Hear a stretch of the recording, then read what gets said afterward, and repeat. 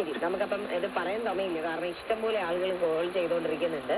അപ്പോ ഞാൻ ക്വസ്റ്റ്യൻ നേരെ അങ്ങ് ചോദിക്കാം, എന്ത് പറയുന്നു?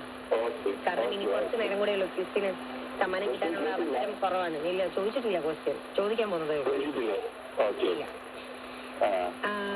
ഏരിയ വെച്ച് നോക്കുമ്പോൾ ഇന്ത്യയിലെ ഏറ്റവും ലാർജസ്റ്റ് സ്റ്റേറ്റ് ഏതാണ്? ഏറ്റവും വലിപ്പം കൂടിയ സ്റ്റേറ്റ് ഏരിയ വെച്ച് നോക്കുമ്പോൾ ഏതാണ്? എ മഹാരാഷ്ട്ര. ഞാൻ പറയാം. ശരി, ഓപ്ഷൻ വേണ്ട.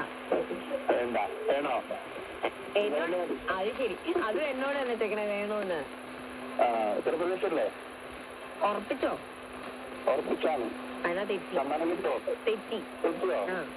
അതാ പറയണ ഓപ്ഷൻ കേൾക്കണം എന്ന്. എടുത്തു ചാട്ടം നല്ലതല്ല ആരോഗ്യത്തിന്, ഹാനികരമാണ്. ശരി, ഇനി ഓപ്ഷൻ ഇല്ല, ഇനി കഴിഞ്ഞു അവസരം. ഇനിയിപ്പോ അടുത്ത ആൾക്ക് ഓപ്ഷൻ കൊടുത്തോളൂ.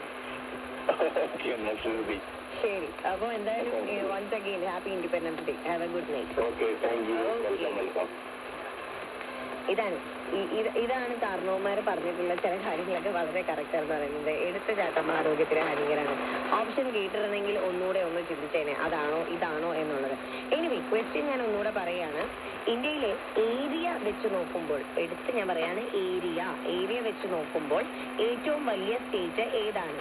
A Maharashtra, B Madhya Pradesh, C Rajasthan, D Uttar Pradesh.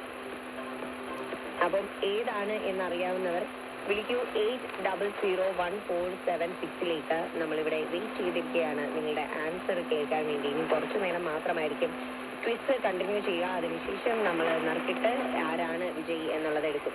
അപ്പൊ നമ്മൾ ഇന്ത്യയുടെ കാര്യങ്ങൾ ഇങ്ങനെ സംസാരിച്ചുകൊണ്ടിരിക്കുകയാണല്ലേ. മറ്റൊരു കാര്യം പറയാനുള്ളത്, നമ്മളൊരു മോഡേൺ മെഷീനറീസ് ഒക്കെ വരുന്നതിന് മുമ്പേ, അതായത് ഒരു 11th സെഞ്ചുറിയിലാണ് ബൃഹദീശ്വര ടെമ്പിൾ നമ്മളുടെ ഇന്ത്യയിൽ ബിൽഡ് ചെയ്തത്.